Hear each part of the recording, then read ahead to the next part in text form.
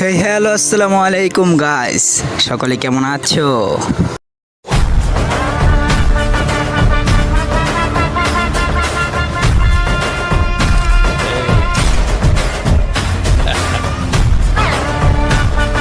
অনেকদিন পর ভিডিও দিতেছি, সময় পাই না, তাই ভিডিও এডিট করা হয় না। আর যেই পরিমাণ রোদ পড়ছে ভাই, পুরো মাথাটা নষ্ট করে লাইতাছে। আপনারা হয়তো ভিডিও দেখে বুঝতে পারতাছেন, কারণ রোদে ভিডিও করলে ভিডিও সুন্দর হয়। যেই পরিমাণ গরম ভাই, পুরা ভাবার বাহিরে, আর রোদটাও যা উঠছে।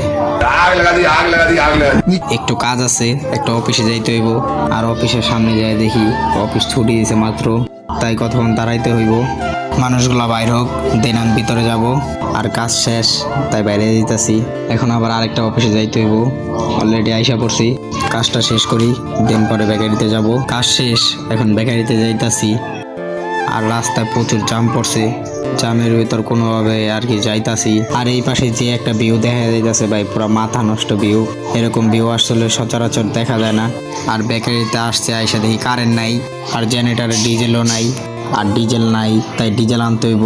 আর আমি এখন বর্তমান যেই জায়গায় আছি, ওই জায়গাটার নাম হইতাছে নোবেল স্টাইল পদ্মার গেট। আপনারা অনেকেই আশিক দেওয়ানকে চিনেন, তার টিকটক আইডির নাম নক্ষত্র।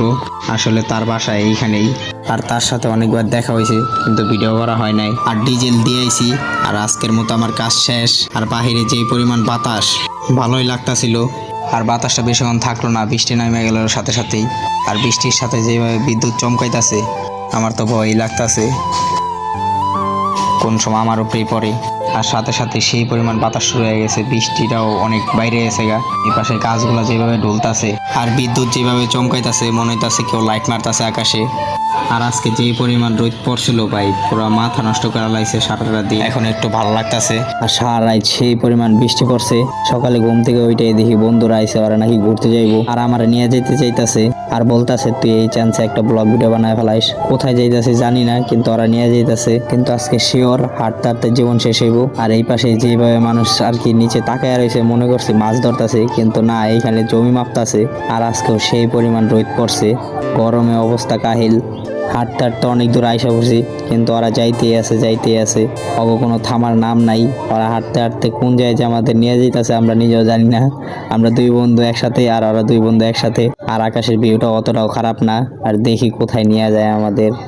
আর বলতে বলতে আমরা রাস্তা শেষ দিয়ে লাইছি, তাও হাঁটা থামতাছে না, ওরা হাঁটতেই আছে।